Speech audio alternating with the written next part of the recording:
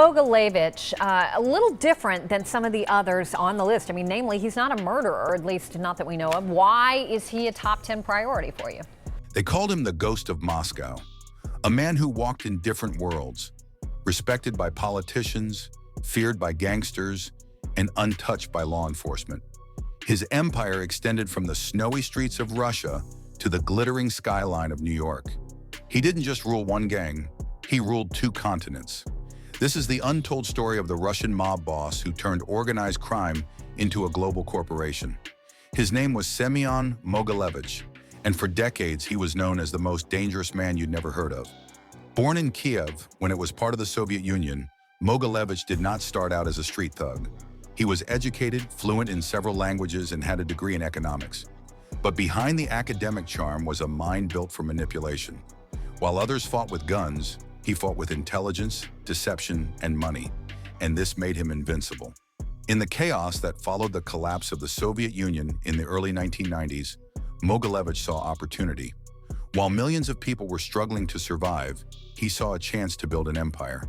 As state-owned industries were sold off at throwaway prices, he quietly moved in, bought up properties, looted the cash, and gained control of everything from oil to weapons. Their network wasn't built on loyalty or fear. It was built on business, and soon it linked the Russian underworld to global financial systems. By the mid-1990s, Semyon's operations expanded far beyond Eastern Europe.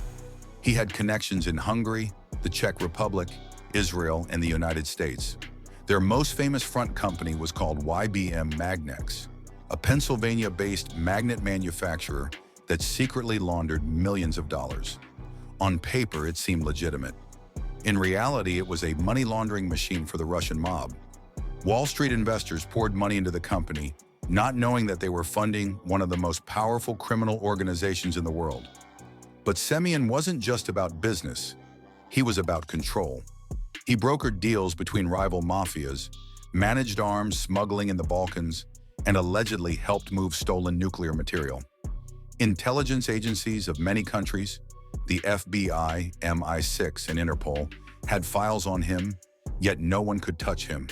Whenever officials got close to him, he disappeared behind legal loopholes, shell companies, and political patronage. He wasn't just a mob boss, he was a ghost inside the system. His power also came from his alliances. Mogilevich was not a lone wolf, he was a strategist. He worked with major Russian crime syndicates, including the Solntsevskaya bratva, one of Moscow's most brutal groups. Through these connections, he controlled prostitution rings, drug routes, and arms shipments throughout Europe. He was rumored to have deep ties to Russian intelligence, particularly the FSB, the KGB's successor, which gave him an invisible shield from prosecution. In the West, the FBI called him the Brainy Don. They knew he wasn't just another gangster.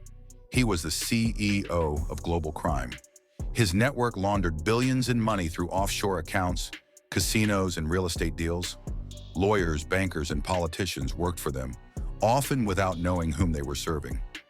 In 2003, the FBI included him on its 10 most wanted list, calling him one of the greatest threats to international finance. But still, they could not find him. For years, rumors circulated that Mogilevich was living comfortably in Moscow under government protection. Russian authorities publicly denied his involvement in the crime and claimed there was no evidence. But behind closed doors, Western intelligence believed he was still managing his empire. From a luxurious apartment in Russia, protected by the same state that was supposed to arrest him. So how did he accomplish it? The answer lies in their understanding of the system. While American and Italian mobsters used violence and intimidation, Mogilevich used corruption, finance, and diplomacy. He bribed officials, rigged stock markets, and funneled money through legal structures so complex that even investigators couldn't trace it. His talent was legitimizing crime. Every deal, every transaction, every company, all seemed like business, not like crime. What really made him dangerous was his ability to remain invisible. Unlike flashy cartel bosses or street-level dons, Mogilevich rarely appeared in photographs or public meetings. They used frontmen, aliases, and layers of corporate structures. If one company was exposed, he would shut it down and form another company. His empire wasn't built on blood, It was built on spreadsheets. That's why law enforcement couldn't bring him down. You can arrest a murderer, but how can you arrest an idea hidden inside the legal system? By the early 2000s, his influence was so profound that it reportedly touched everything from energy contracts to Eastern European politics. Western intelligence agencies claimed he was indirectly linked to Russian oligarchs who smuggled billions of people out of the country. Some also speculated that his network had connections to major political donors in Europe and the US, although evidence was always elusive. The line between organized crime and legitimate business became blurred. And that was exactly what Mogilevich wanted. But even the most clever crime empires have cracks. In 2008, Russian authorities briefly arrested Mogilevich on tax evasion charges. The world felt that justice had finally been served. Yet within a year, he was released without explanation. It was as if the arrests were made for show, a message to the West that Russia had taken care of itself. After his release, Mogilevich disappeared again. No trial, no conviction, no trace. The man who ruled 2 continents became silent. Years later, FBI agents admitted that Mogilevich was one of the most frustrating figures they had ever pursued. Not only did he beat the system, he exploited it. His understanding of global finance, offshore laws, and corruption made him almost untouchable. Even today, he is believed to be living independently under government surveillance in Russia, running his empire through proxies. Officially, he has retired. Unofficially, he is still considered a silent force behind international money laundering networks. Mogilevich's story is so horrific that it redefined what power means in the criminal world.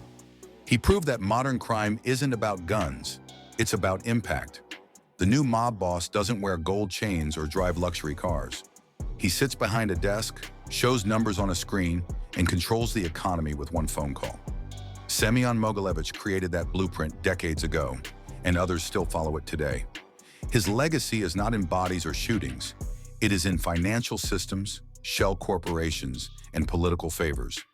His empire showed that real power does not hide in the shadows. It apparently remains hidden within the very institutions that are meant to prevent it. That's why even after decades of investigation, no one has actually destroyed what he built. His ghost still looms, in the stock markets, in foreign accounts, and in the blurred line between business and crime. So when people talk about mob bosses like Pablo Escobar or El Chapo, they think of guys with armies and blood on their hands. But Mogilevich played a different game, a quieter, more clever, and far more dangerous one. He didn't just conquer cities, he overcame the systems. And that's why many investigators quietly called him what he really was, the invisible emperor of organized crime. To this day, the FBI still lists Semyon Mogilevich as wanted. His alleged crimes include money laundering, fraud, and racketeering. Yet he continues to live openly in Russia, protected by the same power structures he helped create. No jail, no conviction, just silence. The man who ruled 2 continents has become a myth. But myths do not die easily, because in the shadows of global finance, where laws are blurred and corruption flourishes, his fingerprints remain. Every time dirty money moves invisibly across borders, every time a shell company hides billions of dollars, a small part of Mogilevich's legacy lives on. The ghost of Moscow may no longer make headlines, but its empire still whispers in the veins of modern crime. And here's the chilling truth. The world's most powerful mob boss didn't need guns to conquer continents. All he needed was intelligence, greed, and the silence of the world.